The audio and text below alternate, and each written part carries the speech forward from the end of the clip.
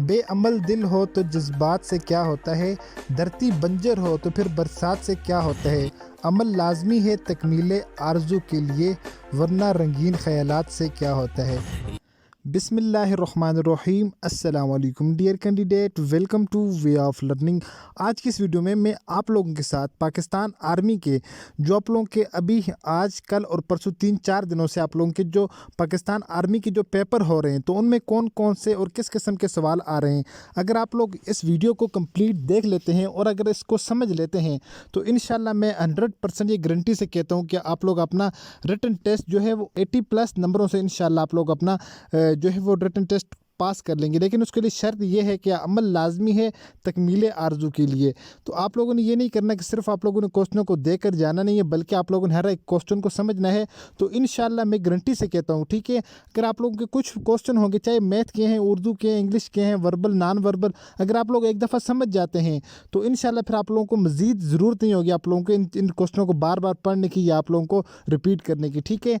तो सबसे पहले हमारे पास जो यहाँ पर क्वेश्चन है जी, वो जो बार बार रिपीट हो रहा है, ठीक है, ये वाला क्वेश्चन अक्सर जो पेपर है उसमें रिपीट हो रहा है पाकिस्तान आर्मी के एज ए सोल्जर और मिलिट्री पुलिस के लिए, ठीक हो गया जी। क्लर्क के लिए भी इंपॉर्टेंट है ये वीडियो। सबसे पहले जो क्वेश्चन है, पाकिस्तान का कुल रकबा कितना है, तो 7,96,096 मुरब्बा किलोमीटर पाकिस्तान का कुल टोटल रकबा है, ठीक हो गया जी। दूसरा जो क्वेश्चन है, पाकिस्तान का सबसे बड़ा और छोटा सूबा कौन सा है। पाकिस्तान का जो सबसे बड़ा सूबा है जी वो बलूचिस्तान है, जबकि सबसे छोटा जो सूबा है जी वो खैबर पख्तूनख्वा है, जिसको KPK कहा जाता है। नेक्स्ट जो क्वेश्चन जो पूछा गया था जी, कायद-ए-आज़म की तारीख पैदाइश क्या है, तो ये क्वेश्चन 2 से 3 जो पेपर हैं उनमें आ चुका है। एक में इलामा इकबाल का पूछा गया था, एक में कायद-ए-आज़म मोहम्मद अली जिन्ना का, और एक पेपर में सर सैयद अहमद ख़ान का पूछा गया था। इनकी तारीख पैदाइश क्या है, और एक MCQs में आया था उनकी डेट ऑफ जो है डेथ वो क्या है। तो कायद-ए-आज़म मोहम्मद अली जिन्ना 25 दिसंबर 1876 को पैदा हुए, जबकि कायद-ए-आज़म मोहम्मद अली जिन्ना की तारीख़ वफ़ात 11 सितंबर 1948 है। तो प्लीज़ वीडियो को लाइक कर दिया करें, क्योंकि आप लोगों की एक एक वीडियो के लिए जो है ना बहुत ज़्यादा टाइम भी लगता है, बहुत ज़्यादा मेहनत भी लगती है, ठीक है। तो आप लोग सिर्फ इतना कर दिया करें कि प्लीज़ वीडियो को लाइक कर दिया करें, ठीक हो गया जी। नेक्स्ट क्वेश्चन आ जाता है, इलामा इकबाल की तारीख़ पैदाइश क्या है। 9 नवंबर 1877 है, जबकि तारीख़ वफ़ात क्या है, 21 अप्रैल 1938 को इलामा मोहम्मद इकबाल की जो है वो वफ़ात पा चुके थे। उसके अलावा ये जो क्वेश्चन आ रहे हैं जी, अभी ये यहाँ पर आप लोग देखें, ये वाला क्वेश्चन 2021 के पेपर का है, और यहाँ का शहर किस शहर को कहा जाता है, तो इस दफ़ा आया हुआ था रोशनियों का शहर किस शहर को कहा जाता है, तो जदीद तरीन शहर किस शहर को कहा जाता है। तो ये जो आज और कल जो पेपर हुए, आई थिंक कल या परसों के पेपर में ये वाला आया हुआ था रोशनियों का शहर किस शहर को कहा जाता है, और ये एक और क्वेश्चन आया था जी, जदीद तरीन शहर किसको कहा जाता है। तो मोस्ट इंपॉर्टेंट है ये चीज़ें जो मैं आप लोगों के साथ डिस्कस कर रहा हूँ, ठीक है जी। इन सारों को देख लेते हैं। शाहीनों का शहर जो है वो सरगोदा को कहा जाता है, ठीक हो गया जी। रोशनदानों का शहर हैदराबाद को कहा जाता है, जबकि औलिया का शहर मुल्तान को कहा जाता है। तो ये वाले भी रिपीट हो चुके हैं जी। उसके बाद नेक्स्ट जो है, कालजों का शहर वो लाहौर को कहा जाता है, जबकि पाकिस्तान का दिल जो है वो भी लाहौर को कहा जाता है। पाकिस्तान का मानचेस्टर ये फैसलाबाद को कहा जाता है, जबकि पाकिस्तान का बरमंखम ये सियालकोट को कहा जाता है। तो सियालकोट को जो है वो खेलों के सामान के लिए मशहूर है सियालकोट। उसके नेक्स्ट जो है, पंजाब का दरवाज़ा जो है इसको अटक को कहा जाता है, ये भी इंपॉर्टेंट क्वेश्चन है। पाकिस्तान का स्विट्ज़रलैंड स्वात को कहा जाता है, ठीक है, ये इंपॉर्टेंट है। उसके बाद नेक्स्ट जो है, रोशनियों का शहर किसको कहा जाता है, तो कराची को रोशनियों का शहर कहा जाता है, जबकि जदीद तरीन शहर वो इस्लामाबाद को कहा जाता है। परियों की सरजमीन ये गलगित को कहा जाता है। तो मोस्ट इंपॉर्टेंट क्वेश्चन है ये, इस तमाम तर्जुमे आप लोगों के साथ डिस्कस कर रहा हूँ, ठीक है। उसके बाद नेक्स्ट जो क्वेश्चन है, which choice supply the next two missing figure in the series given below. तो यहाँ पर आप लोगों ने पहले सीरीज़ को देखना है, इंशाल्लाह आप लोग समझ जाएंगे। तो यहाँ पर आप लोग देखेंगे जी, पहले 2 है, उसके बाद 4 है, ठीक है, 2-2 का इन लोगों ने वक्फ़ा किए हुए, 2 के बाद फिर 4 है, 7 के बाद 2 वक्फ़ा किए हुए 9, 12 के बाद वक्फ़ा किए हुए 14, 17 के बाद हम वक्फ़ा करेंगे, हमारे पास आंसर आ जाएगा 19, ठीक हो गया जी। 17 के बाद क्या आ जाएगा 19। तो ये इसी तरह का क्वेश्चन है, ठीक है। 19 के बाद हम लोगों ने 3 को छोड़ना है, जिस तरह 9 से बाद 3 को छोड़ा हुआ है, 14 के बाद 3 को छोड़ा हुआ है, 17 और 19, बस ये इसका आंसर आ चुका है, ठीक है। अगर नेक्स्ट टाइम आगे जाना चाहें 19 के बाद 22 और 22 के बाद हमारे पास 24 आ जाएगा, ये वाला इस तरह। अगर आप लोग एक दफ़ा इंशाल्लाह समझ जाते हैं तो आप लोगों के लिए कुछ मुश्किल नहीं होगा, ठीक है। तो ये फिर इस जो कैंडिडेटों से नॉन वर्बल जो क्वेश्चन आए हुए थे वो कुछ इस तरह के थे। तो बहुत सारे कैंडिडेट जो वो कंफ्यूज हो जाते हैं कि कहते हैं कि ये वाले क्वेश्चन थोड़े मुश्किल थे। अब इसमें आप लोगों ने समझना है, यहाँ से आप लोगों को एक फिगर दी हुई है, तो फर्स्ट वाली जो फिगर है इसका ऊपर से नीचे ये वाला फिलअप हुआ है, ठीक है, ये जगह फिल हुई है। सेकंड जो फिगर है इसमें ये वाली जगह फिल है, जबकि थर्ड में ये वाली जगह फिल है। अब आप लोग खुद अपना कॉमन सेंस इस्तेमाल कर सकते हैं, ये ऊपर वाली जगह भी फिल होगी, ये साइड वाली भी होगी, ये वाली भी होगी, बाकी जो चौथी जगह रहती है वो यही वाली रहती है। तो आप लोगों ने यहाँ पे बी जो करेक्ट आंसर लगा देना है और इसको एज ए ये वाली और ये चारों साइडें कंप्लीट कर लेनी है, ठीक है। ये वाली इसमें फिगर बन जाएगी। उसके बाद नेक्स्ट जो क्वेश्चन है जी, 2-3 क्वेश्चन मैंने यहाँ पर आप लोगों के लिए सैंपल के तौर पर रखे हैं जो अब बार बार रिपीट हो रहे हैं, ठीक है। तो यहाँ पर इसमें फर्स्ट वाले में इसका जो मुंह इस साइड है, सेकंड वाले में फिर ये यहाँ से रिपीट हो रहा है, ठीक है, यहाँ से ये इधर चला गया, थर्ड वाले में ये वाला इधर से इधर आ गया। अब फोर्थ में ये कहाँ पर जाएगा? अब फोर्थ में हमें पता है ये वाला यहाँ से वापस यहाँ पर आ जाएगा। तो इसमें जो करेक्ट आंसर है वो बी है, ठीक है। ये वाला वापस इधर आ जाएगी, ये एक जो सर्कुलेट कर रहा है जी, ये एक चीज़ है, पहले इस तरह की, इस तरह, फिर इस तरह, फिर वापस इस तरह आ गई। तो ये ईजी हैं अगर आप लोग इनको देखें तो।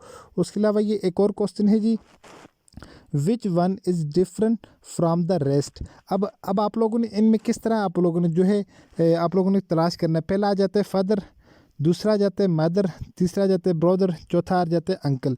अब आप लोग देखें कि ये जो इनमें कौन सा एक जो है रेस्ट है यानी इलादा है। फादर आ जाते हैं पहला, आप लोगों के वालिद साहब आ जाते हैं, बाप, मदर आपकी माँ, ब्रदर आपका भाई, ये तीनों सेम जेंडर के हैं, ठीक है, यानी आप लोगों के एक ही घर के ना आप लोग। अब इसमें अंकल जो आ जाता है रेस्ट आ जाता है, अंकल इसमें इलादा का आ जाता है। करेक्ट आंसर इसमें अंकल होगा, क्योंकि आपकी फर्स्ट आपकी जो रिलेशन है वो वालिद साहब फादर के साथ है, मदर और ब्रदर आप लोगों का सबका सेम रिलेशन है, या आप लोग सब इकट्ठे एक ही घर में रहते हैं। जबकि आपका अंकल है वो आपसे इलादा है, इसलिए इसमें करेक्ट आंसर अंकल होगा, ठीक है। तो इस तरह के क्वेश्चन होते हैं जी। उसके बाद अब नेक्स्ट हमारे पास जो क्वेश्चन नंबर 15 है, एक क्वेश्चन है जी, what will come next in the following series. अब हमें एक सीरीज़ दी हुई है, यहाँ पर आप लोग देखें 2 के बाद 3 और 8 के बाद हमारे पास 63 आ जाता है। अब हमें इसमें समझ नहीं आती तो ये किस तरह हो गया है। अब आप लोग यहाँ पर देखें, हमने यहाँ पर 2 को डबल किए हुए, 2 दूनी 4, उसमें से 1 माइनस किया, हमारे पास 3 आंसर आ गया। जबकि दूसरी साइड हमारे पास क्या है 8, 8 को जब हम 2 मरतबा मल्टीप्लाई करेंगे 8 8 64 64 आ जाएगा। 64 में से जब हम 1 माइनस करेंगे तो हमारे पास 63 इसका आंसर आ जाएगा, ठीक है। तो ये इस तरह आ चुका है। इसका जो करेक्ट आंसर होगा आप लोगों का नेक्स्ट ये पूछ रहा होगा कि पूछ रहे कि क्या होगा या आप लोगों ने क्या लगाना है। तो इसके बाद 8 के बाद हमारे पास नेक्स्ट जो आ जाएगा 14। जब 14 को हम 14 के साथ मल्टीप्लाई करेंगे तो हमारे पास आ जाएगा 196। 196 में हमने क्या करना है 1 माइनस कर देना है, हमारे पास नेक्स्ट आंसर आ जाएगा 195, ठीक है। उसके बाद हमारे पास आ जाएगा 14 और 195 हमारे पास ये सीरीज़ बनकर आ जाएगी। उसके बाद नेक्स्ट क्वेश्चन है जी, यहाँ पर एक और क्वेश्चन दिए हुए हैं, विच one is different from the rest. अब यहाँ पर आप लोग देखें रिलेशनशिप भी सेम है, काइंडशिप भी सेम है, फ्रेंडशिप भी सेम है। यहाँ पर स्पेसशिप जो है ये बिल्कुल खलाई जहाज़ को कहा जाता है, ठीक है। ये बिल्कुल आउट ऑफ थिंग्स है, इनमें से तमाम में से इलादा चीज़ें बिल्कुल यहाँ पर नज़र आ रही है।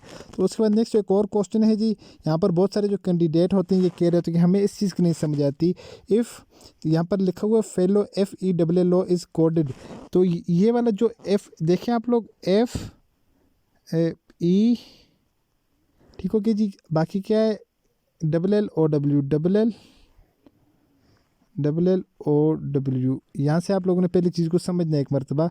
इसके आप लोग आगे दिए हुए 4 6 5 5 3, इसका 4, इसका 6, इसका जो है कोड नंबर 6 दिए हुए। नेक्स्ट के में दिए हुए 5, L के लिए 5 0 और हमें दिए हुए 3 और 1, ठीक हो गया जी। नेक्स्ट इन लोगों ने पूछा हुआ ELLOW का पूछा हुआ, ठीक है। ELLOW के इन लोगों ने कोडेड पूछे हुए। तो अब आप लोगों ने कैसे फाइंड करना है, आप लोगों ने देखें ना यहाँ पर देखना है, के लिए हमें क्या दिया हुआ 6 दिया हुआ, तो आप लोगों ने सिंपली 6 लगा देना है। और LL के लिए इन लोगों ने हमें क्या कोड दिए हुए, L के लिए इन्होंने 5 दिए हुए, तो यहाँ पर भी आप लोगों ने 5 लगा देना है, यहाँ पर भी आप लोगों ने 5 लगा देना है। तो O के लिए हमें 3 दिए हुए, O के आगे आप लोगों ने 3 लगा लेना है, W के लिए 1 लगा लेना है, तो हमारे पास बन जाएगा 6 5 5 3 1। तो 6 5 5 3 1 आप लोगों का करेक्ट आंसर हो जाएगी, ठीक है। 6 5 5 3 1 इसका ऑप्शन नंबर A जो है वो करेक्ट आंसर होगा। ये वाला क्वेश्चन आई थिंक हो गया, ठीक है। उसके बाद नेक्स्ट एक और जो शेप आ गई है हमारे पास, यहाँ पर आप लोग देखें, एक हमें जो फिगर दी हुई है, पहले एक ये फिगर है, इसमें ये वाली अप वाली साइड आप लोगों को नज़र आ रही है, जिसमें एक डायमंड सा बना हुआ है। इस सेकंड वाले में डायमंड इधर बना हुआ है, ठीक है। अब नेक्स्ट हमारे पास इन दोनों का प्रोसेस यहाँ से ख़त्म होकर तीसरी शक्ल हमारे पास कुछ इस तरह, ये वाला डायमंड इसके अंदर आ जाता है और ये वाली इसकी सरफेस ऊपर चली जाती है, टॉप वाली। अब नेक्स्ट में पूछ रहे हैं नेक्स्ट में क्या होगा।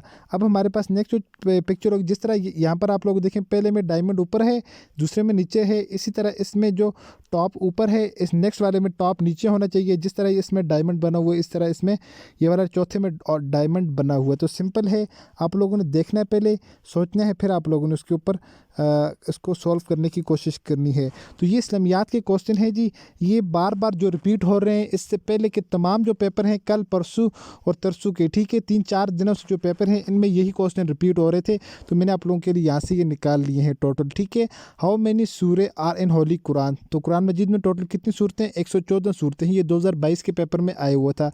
उसमें नेक्स्ट क्वेश्चन है, how many verse are in holy Quran, तो होली कुरान में टोटल वर्स कितने, 6666 हैं। तो ये क्वेश्चन भी आया हुआ था। उसमें नेक्स्ट क्वेश्चन है, how many dot are in holy Quran, ठीक है, 1,15,030 हैं। नेक्स्ट क्वेश्चन नंबर 4 है, हाउ मेनी अवर बार आर इन होली कुरान, तो कुरान मजीद में टोटल जो ज़बर हैं वो कितने हैं, 93,243। हाउ मेनी ज़ेर, ठीक है, आर इन होली कुरान, तो ये 39,586 हैं। क्वेश्चन नंबर 6 है, हाउ मैनी रखू आर इन होली कुरान, तो 1000 है। Question number 7, how many stop, ये वक्फ़ा, ये वाला क्वेश्चन आया हुआ था, ठीक है, परसों वाले पेपर में। तो टोटल वक्फ़े कितने, वो 5098 हैं। नेक्स्ट क्वेश्चन है, हाउ मैनी तशदीद आर इन होली कुरान, तो ये 19,253 जो है तशदीद हैं कुरान मजीद में। तो नेक्स्ट एक और जो क्वेश्चन था जी, how many letter are in holy Quran, तो ये 3,23,671 है, ठीक है, 3,23,671 है। नेक्स्ट क्वेश्चन नंबर 10 है, हाउ मैनी पेश आर इन होली कुरान, तो ठीक है। तो नेक्स्ट क्वेश्चन नंबर 11 है, हाउ मैनी मद आर इन होली कुरान, तो 1,771 हैं। उसको नेक्स्ट क्वेश्चन नंबर 12 है, how many words are in holy Quran, तो ये 77,701 हैं। सो नेक्स्ट क्वेश्चन है, how many parts are in holy Quran, तो 30 जो कुरान मजीद में टोटल पार्ट हैं। नेक्स्ट क्वेश्चन है, हाउ मैनी टाइम इज़ बिस्मिल्लाहिर्रहमानिर्रहीम इज़ रिपीटेड, तो 114 मरतबा रिपीट किया गया है। नेक्स्ट क्वेश्चन है, हाउ मैनी सूरह स्टार्टेड विद बिस्मिल्लाहिर्रहमानिर्रहीम, 113 जो सूरतें हैं वो बिस्मिल्लाहिर्रहमानिर्रहीम से स्टार्ट होती हैं। बल्कि एक ये क्वेश्चन आया हुआ था, कौन सी सूरत है जो बिस्मिल्लाह से स्टार्ट नहीं होती, तो सूरत तौबा है, ठीक है, इसी की वजह से। उसके बाद नेक्स्ट क्वेश्चन नंबर 16 है, how many time the word Quran repeated in holy Quran, तो कुरान मजीद का लफ्ज़ कुरान मजीद में कितनी बार दोहराया गया है, तो ये 70 बार दोहराया गया है। उसके अलावा एक ये वाला क्वेश्चन आया था जी, पाकिस्तान के मगरब में क्या है, तो पाकिस्तान के मगरब में ईरान है। तो इसलिए ज़रूरी नहीं कि वही आ जाए, तो आप लोगों ने ये 4-5 ये वाले लाजमी याद रखने हैं। हदूद अरबा, पाकिस्तान के शुमाल में चीन है, जबकि जनूब में बहीरे अरब है, और मगरब में ईरान है, जबकि मशरक़ में भारत है, शुमाल मगरब में अफ़गानिस्तान है। सरहदी हदूद की अगर बात की जाए, पाकिस्तान भारत जो सरहद है उसको रेड गल्फ लाइन कहा जाता है, जबकि कश्मीर आर्जी हदबंदी है, इसको कंट्रोल लाइन कहा जाता है। पाकिस्तान की जो अफ़गानिस्तान के साथ सरहद है इसको डेविड लाइन कहा जाता है। तो ये मोस्ट इंपॉर्टेंट है तीनों, ठीक है। नीचे वाले आप लोगों ने ये, बल्कि आप लोगों ने सारे इनको याद कर लेना है, मोस्ट इंपॉर्टेंट क्वेश्चन है। उसके बाद नेक्स्ट क्वेश्चन है, शब कदर 1000 महीनों से बेहतर है, ये जिक्र किस सूरत में आया है, तो सूरतुल कदर में आया है, ठीक है। तो इससे इसका रिलेटेड एक ये क्वेश्चन आया था, कौन सी रात जो है वो 1000 महीनों से बेहतर है, तो शब कदर की जो रात है, ठीक है। जो गार हिरा में जब पहली वही का नज़ूल हुआ वो कौन सी रात थी, तो शब कदर की रात थी, ठीक है। इंपॉर्टेंट क्वेश्चन है ये भी। तो इनमें से दो थे। गज़वे बदर में कुरान मजीद में गज़वे बदर का नाम ज़िक्र किस नाम से आया है, तो यौमुल फुरकान के नाम से आया है। उसके बाद नेक्स्ट क्वेश्चन है जी, एक और क्वेश्चन है, ये फिगर वाला यहाँ से फर्स्ट वाली फिगर इस साइड पर है, सेकंड वाली साइड पे, थर्ड वाली साइड पे, फोर्थ वाली ये पूछ रहा है कि आप लोगों की फिगर किस साइड पे होगी। तो इस यहाँ पर नीचे वाली साइड पर भी है, इस साइड पे भी है, इस साइड पे भी है। बाकी जो हमारे पास साइड बच जाती है वो हमारी ये वाली साइड बच जाती है, ठीक है, ये वाली साइड बच जाती है राइट टू लेफ़्ट। तो उसका करेक्ट आंसर सी हो जाएगा, ठीक हो गया जी, सी इसका करेक्ट आंसर हो जाएगा यहाँ से।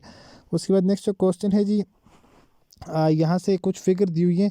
फर्स्ट वाली में यहाँ से ये वाले दो और ये वाला दिए हुए हैं, इसको ख़त्म करके नेक्स्ट वाली में यहाँ पर आप लोग देखें, यहाँ पर गौर करना है, आप लोगों ने दो तीर दिए हुए हैं, दूसरी साइड पर इस तरह के दो एरो दिए हुए हैं। अब नेक्स्ट फिगर में ये जाएगा, ये वाला इस साइड पे आ जाएगा, ये वाला इस साइड पे आ जाएगा, तो करेक्ट आंसर इसका बी लग जाएगा। ठीक है, ये वाले दो तीर जो इस साइड थे वो इस साइड आएंगे, ये वाला इस साइड चले जाएगा, तो इसके ये अपोजिट हो जाएगा। ठीक हो गया।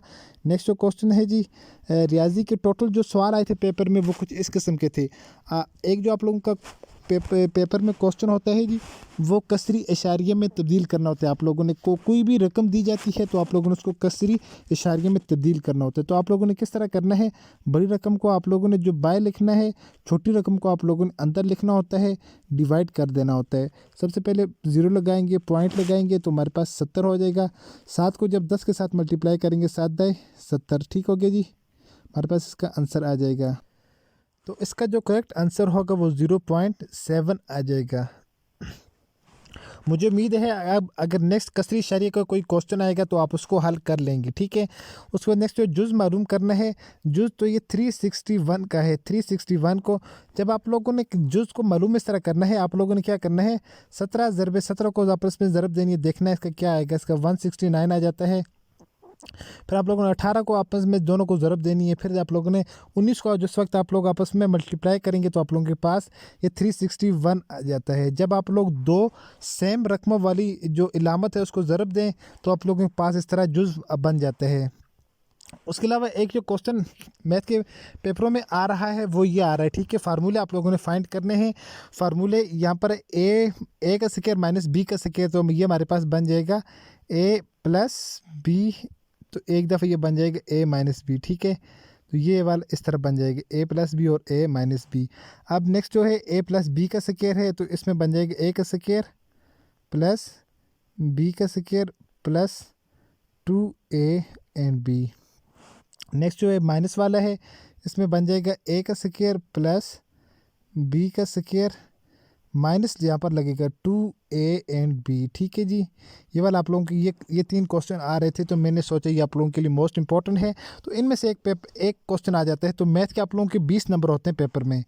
उसमें नेक्स्ट जो क्वेश्चन है जी, ए यूनियन बी। तो ए यूनियन बी कैसे फाइंड करते हैं, हमारे पास कोई जो सेट है ए, इसके 3 अरकान है। ठीक है, 1 2 और 3। दूसरा हमारे पास बी आ जाता है। ठीक है, बी के हमारे पास 4 है सिर्फ। ठीक है, तो अब हमने क्या करना है, ए यूनियन बी फाइंड करेंगे। ए लिखेंगे, यूनियन बी इस तरह लिखेंगे, तो 1 भी लिखेंगे, 2 भी लिखेंगे, 3 भी लिखेंगे, 4 भी लिखेंगे। यानी यूनियन में हमने क्या करना होता है, हमने जो तमाम अरकान होते हैं सेट ए के और सेट बी के, दोनों को इकट्ठे करके यहाँ पर लिख देना होता है।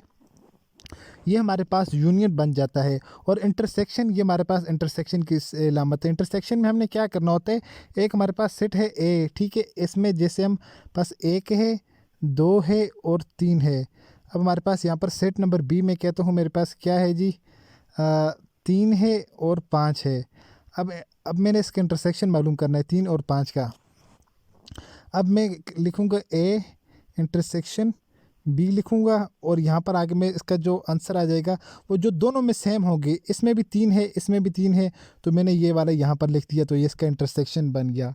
आई होप कि ये भी आप लोगों को समझ आ गया होगा कि आप लोगों ने किस तरह इसको हल करना है। नेक्स्ट क्वेश्चन है जी, रियाजी के टोटल जो सवाल होते हैं उनमें एक जो 2 तरह की इसमें क्वेश्चन आ जाते हैं।